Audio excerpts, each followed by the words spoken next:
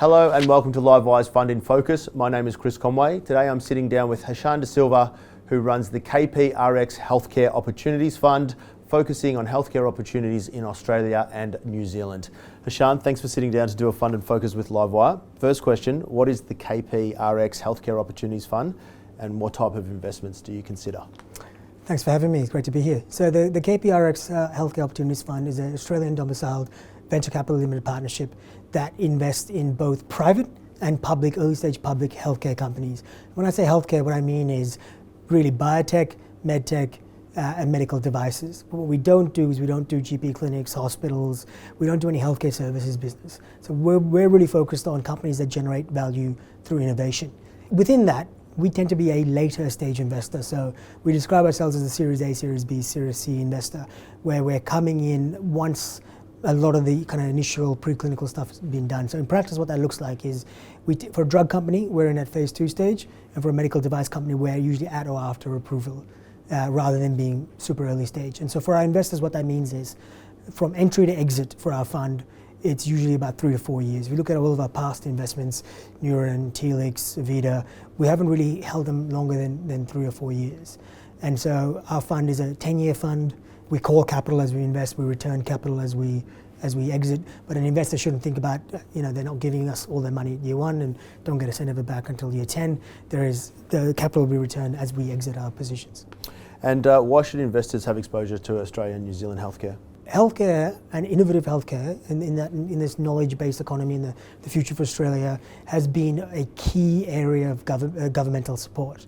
And so when you look at the number of companies in Australia that do biotech and medtech, over the 5-year period from 2017, the number of companies has more than doubled. I don't know of any other industry that can say that within a 5-year period that the number of companies have doubled. And so we think that with all this government support, innovative healthcare is becoming a larger and larger share of GDP. And so for an investor looking to create a portfolio that matches the wider economy, I think it's going to be impossible to ignore innovative healthcare companies. Hashan, how do you go about making investments, particularly given it is such a specialised area? I've spent my whole adult life, from med school to today, working in some healthcare, part of the healthcare continuum. And so this is all I've done, this is all I can do. I mean, you wouldn't want me investing in anything else but healthcare. And so this is what I live and breathe, and the team that will be starting with me are very similar. One of them is a biomedical engineer, the other one is a medical scientist. And so they're absolutely entrenched into healthcare. Healthcare is a global industry, there are no borders in healthcare. So you have to really live and breathe this to understand what is the innovation happening in Europe, in the US, in China, in Japan, to know how this company you're looking at today is being impacted by research that's happening in other parts of the world. And so our research is very, very deep. We fly over to the US and Europe multiple times a year. We attend conferences. We speak to key opinion leaders in various disease states on a weekly basis, keeping up to date. And so when we see a company, we already have a very good understanding of what that disease state looks like, what else is in development, and we can very quickly get to a no. Get into a yes takes a bit longer. Hashan, aside from capital, what other value does KPRX provide when investing? One of the biggest things that we provide to our portfolio companies is we de-risk their future funding rounds. And CurbBeam is a great example. I mean, we were the first institutional investor into CurbBeam. Subsequent to our investment, there are 6 other institutional investors on that register. So I think the market looks at us as a specialist healthcare investor with a great track record. And when they see us on the cap table, see us leading deals, it de-risks future funding for these companies. The other things that we do, and we're active in every single investment we make. We're not passive investors. We're not activists, but we're not passive investors. And so we really help companies design clinical trials that answer both a clinical and a commercial need. We help them, for a medical device company in particular, we help them understand the regulatory landscape, the reimbursement landscape, and how to navigate their way through from where they are to being standard of care. So we're very active in helping our companies commercialize. Hashan, can you provide us an example of one company that you've invested in successfully that represents everything that you've been talking about? Yeah, so I think Neuren is probably the greatest example of one that exactly matches our investment thesis. So we invested in Neuren in 2020. that was a company that had finished a phase 2B clinical trial. What that means is they'd done a clinical trial, their drug versus placebo in a randomized blinded trial that showed their drug was significantly better than placebo. They'd already done that. We already had the data was already published. They'd partnered the drug to a multi-billion-dollar NASDAQ listed company called Acadia, which were funding all future development. And so we got all of that. In addition to that, we got Neuren's pipeline of a drug that we thought was extremely promising. We got all of that for a $70 million valuation. Now you do not see that in the US. You do not get companies that far developed for that kind of price. And so we spent a significant amount of time doing DD on Neuren, understanding the disease state, understanding the unmet need, understanding what the FDA would consider an approvable endpoint, and what the FDA needed to see in terms of what is clinically meaningful or not. And so when you look at subsequent to our investment, the phase 3 trial was positive. The FDA approved the drug. The drug is now commercially available. Acadia, Neuren's partner, have guided to a full year, calendar year 24, of around $400 million of sales. And so Neuren, last financial year, has reported a profit of $220 million, I think it was, versus our entry price of $70 million. And so that's a great example because it's been only 4 years since we invested. The stock is up 20 plus X. The company has made 3X its market cap since we invested in profit. And I think that's a really great example of the type of companies we look to invest in. If only they could be all that successful. If only.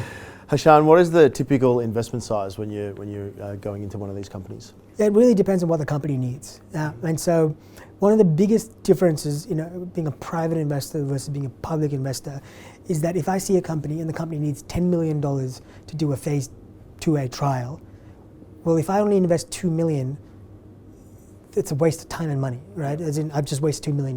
The company needs 10. When you're a public investor, you have a very, very small fund. That's fine. You just buy the shares, stock goes up, you sell it, it's all good. Yep. It's not the case in private land.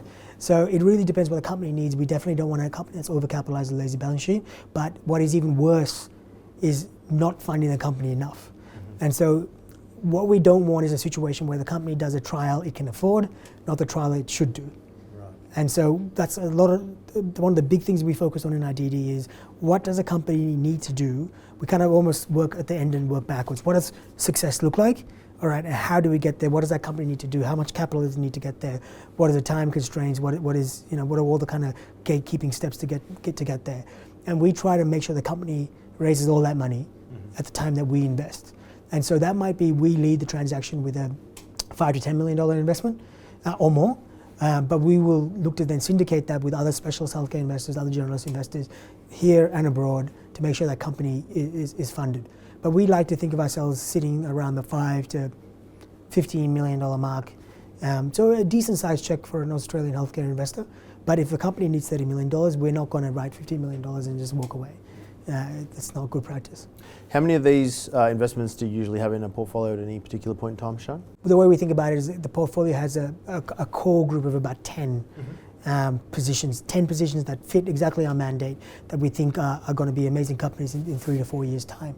And then there could be a few other companies that are quote unquote non-core, but they might be earlier stage companies that we think are particularly exciting. The valuation is particularly interesting, and so we want to get in earlier, write a very small check that we can lock that company up so that the future funding rounds, we get first right of refusal. That might be from this fund or a future fund. So there might be another 5 of these kind of non-core positions in the fund, but really what's going to generate the alpha for the investors is those 10 core positions. Hashan, why do you think now is the right time for investors to be considering this opportunity? Yeah, so what we have seen over the last 2 years, the biggest downturn in the valuations in healthcare, both public and private, ever. And so both has been the deepest and the longest. I think we've ticked over 1,200 days in the bear market or something like that in the US. The US market started to turn kind of early 2021 in healthcare. Australia didn't really start turning until 2022. And so what that means for an investor is the age-old saying, buy low, sell high. This is the time to be deploying capital into the markets. Not 2021, now is the time. And remember, all of our companies, they're long duration assets. None of my companies I'll be looking to exit this year. Exits come later. And the other thing that I should make clear to the viewers is the risk for my companies, our portfolio companies, are idiosyncratic. It's not macro, right? So On the backdrop of the biggest downturn in healthcare valuations, Neuren, publicly traded company, is up 20-something X. Telix is up 14X, right? And why is that the case? Because the trials were successful, because the FDA approved their drugs, and they're making hundreds of millions of dollars. You don't get that in most other industries, where the demand and the price is not affected by the macro conditions. Hashan, can you talk briefly about the fund's earlier investors and why they're important? I used to work at a fund out of Hong Kong called Carspeak, where I was the head of healthcare. We had a very good run at Carspeak. We had backed some of Australia's biggest winners over the last kind of 2 years. And with that, Carspeak have now seeded me to start KPRX. So they were my seed capital. They've also provided me access to my track record, why I can speak to you about the Neurens and the Telixes and the CurbBeams, and also access to existing investors and the brand. And so alongside that, the other investors, the cornerstone investors, are 3 family offices that were either investors in Carspeak or co-investors in some of our portfolio companies. But actually the bulk of the capital is coming from healthcare entrepreneurs. So these are people that had founded companies in Australia that were for the large part, investors in, managers of Carspeak portfolio companies that are now back in the new venture. And so I think that sends a strong signal to investors that people that know healthcare, the people that understand healthcare in Australia and New Zealand, are backing KPRX. And for companies as well, it's a strong signal that we were good to deal with. The managers of our portfolio companies are back in the new fund, and so I think that sends a strong signal to both, potential investors as well as potential portfolio companies. Hashan, last question, and the important one. What sort of return are you targeting for investors? The fund has a hurdle of IRR of 8%, and the target returns that we're targeting is an IRR of about 20%. Right. So translate that into, I guess, numbers that can make a bit more sense. In terms of a money-on-money multiple, so if you put in $1,000, what do you expect that to be? Generally, where we're sitting, we think it'll be a 3x money-on-money multiple. Given the market conditions and the valuations and all these things that we talked about earlier, I'd be very disappointed if that's all we do. At Carspeak, the IRR at Carspeak was about 55-60%. Now, we're not saying that we can do that again. Yep. It'd be great if we could, but it can be done in the Australian market, and we have a track record that shows it can be done. Fantastic. Hashan, thanks so much for sitting down with Livewire for today's Fund in Focus. Thanks for having me. It's been a pleasure. If you enjoyed that Fund in Focus as much as I did, make sure to give it a like, and don't forget to follow our YouTube channel, because we're adding lots of great content every single week.